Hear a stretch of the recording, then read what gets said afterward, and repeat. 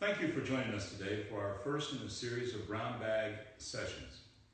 These are designed for Progressive Thought Matters to give you information prior to the November 8th elections about what's going on in Indiana and some of the thought leaders that are going to make a difference in this election cycle. Joining me today is Kevin Rader. Kevin is a reporter, news reporter, political director, Emmy Award winner, Nebraska native. I'm going to give a whole bio. Who has been on WTHR for several years.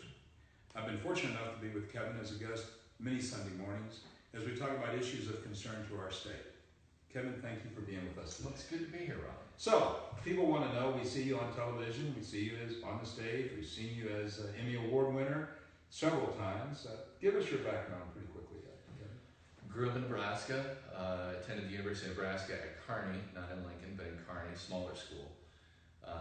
Went right into television from there. Actually started, I was doing sports play-by-play, but switched to news after I left Nebraska, went to Cheyenne, Wyoming, went to Green Bay, and then here, and I've been here now for 26 years. You're a Colts fan or Packers fan? Colts. Okay.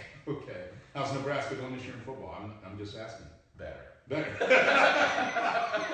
It's been a tough few years, but it's getting better. So you've traveled the state. You're the preeminent reporter that people listen to on the state's most watched television station. So what do you see as we're 7 weeks away from today? 7 weeks away, and you'll be in the studio 7 weeks away at night, giving us projections, talking about new leadership being elected across the state.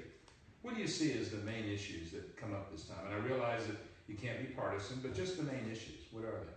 Well, you know, the amazing thing when you talk about issues, Robin, is it's almost like sometimes, and this is me talking here, I feel like when you cover some of these campaigns, you're kind of devoid of issues this time around. I feel like it's been based more on personality, and I don't know that that's good. Right.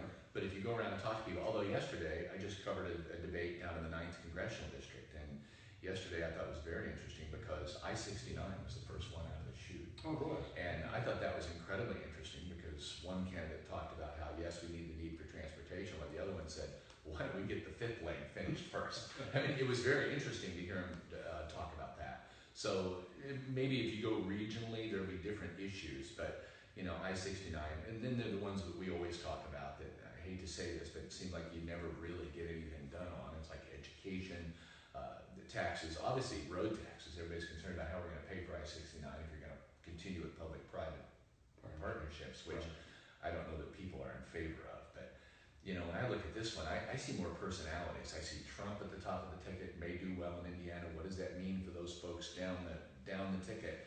And that's incredibly interesting right now. So it's driven by personalities this time, less by issues. I think so, because if you look, Evan Bayh jumps back in the race for United States Senate, all of a sudden that personality is overwhelming in that race. What does that mean? It's Evan Bayh. That's what that means. What's that? What issues? I don't know, but it's Evan Bayh and it's Todd Young.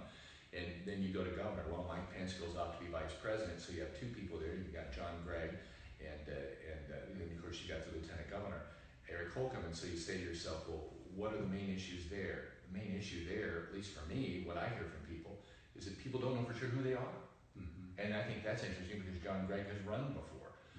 Eric Holcomb is just trying to define who he is, and he's got to do that before John Gregg defines him. So, again, I'm not seeing issues, I'm seeing people. Okay. Now, you talk about personalities and issues. You were in Cleveland, and then obviously you made your way to Philadelphia. Right. Just impressions. How was the Cleveland Republican Convention, and then how was the Democratic Convention in Philadelphia? The Republican Convention, when you went to, obviously was amazing and historical for our perspective just because there was an Indiana personality involved. Governor Mike Pence accepts the nomination. But there was so much there that was incredibly interesting. I just happened to be on the floor when Ted Cruz gave his speech that night, Robin. And there were they really booing him as much? Oh my gosh, it was like hellfire raining down on him. And the interesting thing, Robin, is that his speech was done. I turned and looked at the prompter, and he didn't leave. Okay. He stood there.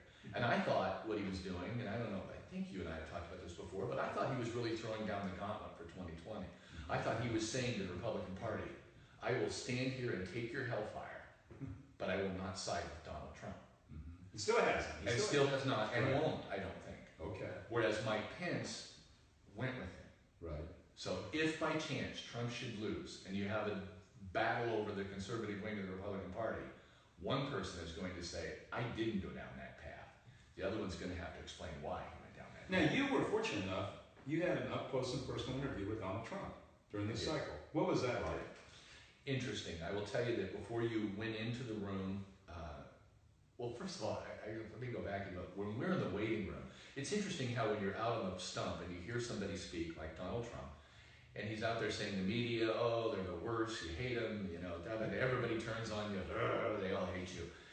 But in private, when he was walking down the hall, oh, I can feel the power emanating from this room. It's good to see you people. Can't wait to talk to you. Okay. We're all looking at one another like, is this the, it's not what I heard, you know. Right. Anyway. Right. When you go in, they asked me to go in first without a photographer. So I go in first, he stands up to greet me. I got the feeling he was like a sales thing. I mean, look, he wanted to size you up before you started the interview. Okay. So I go in there, he does that, then my photographer's ushered in and we do the interviews. And you hear all the time this, and I concur, having seen him now a couple of times, in that he is very different in private than what you see on the stump. Okay. I don't know what that means. And that's the next question. Right, People say, well, what does that mean? I was going to say, yeah. I don't know what that means. Okay. And So, I don't know that any of us do. so you saw a different side of it then? I saw a very different side of him that I thought than what you see on the stump. Wow. And so what I can't figure out is he playing a role? Remember Ronald Reagan's famous quote? When they said, somebody said, I can't imagine an actor being president. And he said, I can't imagine being president not acting. And so you wonder what you're getting with Donald Trump. Okay. Is he catering to people that he knows he needs to have over here? And is he different when he's here? But yet again, we all know people that are in sales, and when they need to close a deal, they'll be charming and close the deal. And that's what he was doing. That's what he was doing. Okay. So you're now in Philadelphia. You got to see Bernie Sanders speak. What was that like just that night? And then we'll talk about Hillary Clinton and her speech. The Bernie Sanders people, and I thought that was incredible, his speech, because I thought he did what he had to do, and it had to be difficult to do, but he did it. I thought that it was a point of history as well, but not necessarily for what he was saying. I thought the Sanders people, even in the Indiana delegation, you could tell there was some real angst there about, you know, do we really want to let go of this, and do we really want to... I compared it to when I was there. I remember talking to people from NBC, where I was over with the Today Show one morning, and we were talking about this. I said, it's almost like your first scorned love affair. They had gotten into politics, many of these people, for the first time. They had not experienced that. They thought you were going to go there and you were going to get it. Right. You went there, you tried, you made the system better, you debated more issues than they were probably going to debate otherwise, but you didn't win. Life moved on. Right. And to watch them make that adjustment, I thought the Democrats did a tremendous job in pulling everyone together by the end of the convention. Okay. Because I thought the Sanders people had, maybe they weren't going to go out right away and, you know, campaign, Right. but they were in lockstep. Now, Mrs. Clinton stands up, makes history, first female ever nominated for president, historic moment, probably former first lady ever nominated for president. Yeah. You're there. What was that evening like? What was it like? That was tremendous, even from the time when she walked out. And keep in mind, when I say tremendous, I'm not saying that as an endorsement or anything. I'm a history major. I love seeing this stuff, whether it be Reagan's farewell address, which I saw, or this history, or Barack Obama becoming the first African American to win the nomination.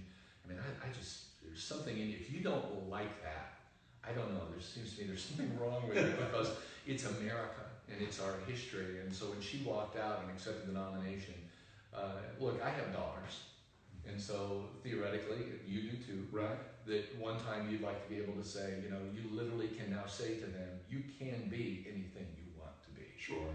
And there's something in that, whether she wins or loses, doesn't matter. There's something in that is refreshing and good for America. 7 weeks from tonight, we got an election. You know that. Or today, we got an election. If there are, and there are people that are going to be watching this that are either political or political strategists, just from a textbook standpoint, if you're going to interact with you as a political reporter, do you have any just tips, codes, rules, anything that you would try to tell people that if you're dealing with Kevin Rader, this is what you should do? Just kind of anecdotal, not anecdotal, but just kind of how to work with you, how best to work with you. Obviously, since Indiana's a big state, some people would probably have to do it. I'd say the best way to do it originally is probably email. But even better than that, and as you know, because politics is eye to eye. Right. If I'm out somewhere, and a lot of times I'm out all over the state, come up and talk to me. Because I think that's the best way. Because now I can put a face with that person with the email or the call. And I know that's not always possible though. So since it's not always possible, then email and phone are good. Okay. I will say, I think I get around this state probably better than almost anybody, and that's because of the only Indiana series that I do. I go to every nick and cranny there is in this state, and a lot of times when you go to those places, they want to talk politics. So I'll end up sitting down talking to people about politics and hearing what they say. Boy, this year's a lot of head scratching going on. Let's take a little side road and talk about the things you do out in the state. I watched one segment where a family had built a roller coaster. What was that? I mean, this family built a roller coaster in their backyard so their kids would have a place, their own amusement park in their backyard. What was that like, Kevin? Tremendous. It was tremendous that we had the ingenuity. This man didn't go to college, he just knew that his grandkids wanted a roller coaster. And so not only did he build one around him, we went back a few years later because he built two, because the first one was too dangerous. So he went back and built another one that was a little calmer. But you know, I did something recently, and I say this only because these are the kinds of people that we have out here in Indiana that I love catching and sharing with people. There's a man who had lost the bottom of his face to cancer.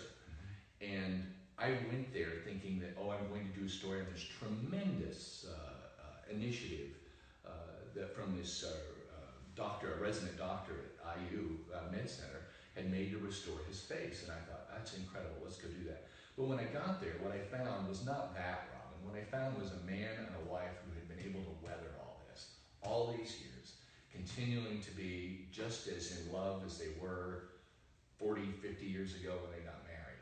And to capture that magic of that, and when you see that that's how resilient people are out here. Sometimes I think in politics we have a tendency just to, want to look at only these certain players. But the people of Indiana are so resilient, so decent, and just so genuine that it's wonderful to get out and capture those moments and share them with other people, because in a way I think they reassure all of us. Right. It's like you always said, we're all in this together. We're in the same boat. Right. Literally, when you go out and get to tell these stories, I feel like we really are. So that's fantastic. Now, before we finish, you won several Emmy Awards. I always tell you, I tell them you should bring them in and show them, because they fill up a curio and then another curio. But you've won a lot for stories out of the state, for political stories, political reporting. I don't know if you watching know this or not, but when Meet the Press came to Indianapolis during 2008, it was the most watched Meet the Press ever in NBC history, right here in Indianapolis. Kevin was on the set with then candidate Barack Obama. Tim Russert was there. And you tell a very touching story about how Tim Russert, big honcho from NBC, related to folks in Indianapolis. For our viewers, can you kind of recount that story? Yeah, he just spends an hour with Senator Barack Obama, and it's a crucial time in Indiana's primary, but also in American history, that he would sit down with an African American who might be on the verge of winning the nomination. And it was really good. As soon as that was over, Senator Obama gets up to leave and then goes outside, and people might remember that when he was shaking hands out around the fence around the station outside. But anyway, I went down and went to sit where the president was sitting because my show, Indiana Insiders, was going to start right away after the commercial break. So I go up and I start to sit down to where Senator Barack Obama was sitting, and Russert says, no, don't sit there. And I stopped, paused for a minute because it was Tim Russert, so I'm just looking at him going, and he goes, no, I want you to sit here. And he pointed at his chair. And I said, oh no, I'm not sitting in your chair. This is the Meet the Press chair. This is your chair. I'm not sitting there. He said, Kevin, let me tell you a little secret. The lighting's a little better. This is your chair. It's your show. And he got up, sat where the president sat, Senator Obama sat, and he had me move around and get in his chair. Wow. It was just one of those moments that, I tell people still, because I have this picture up a lot of times on my Facebook or Twitter of me with Tim Russert. And that's like, I don't know how I can compare this to somebody. They say, why do you still put his picture up? Because to me, he's the best political reporter who ever lived. Right. And it's like if you were Robin, being a Democrat, maybe sitting with JFK, or I don't know who it would be for Right. you. But for me, sitting with Tim Russert and actually, I mean, I was quizzing him, Robin, about what he'd just done with Senator Obama. I was saying, did you spend too much time on his pastor? Remember that? Right, yeah, sure. And Russert looked at me, no, I think, Kevin, I mean, we're sitting there talking about that right after that. Right. And I just still have to pinch myself. Fantastic. I mean, it was just it was a great moment. Fantastic. Well, Kevin Rader's been our guest today, and you got an idea just listening to him and joining us of why he has the quality in the class and the experience that's made him a leader in our state. A thought leader, not only in politics, but in sharing user values and talking about what's going on in our state, all across from communities all across Indiana. Thank you for joining us today. We hope you join us in the future. Thank you so much.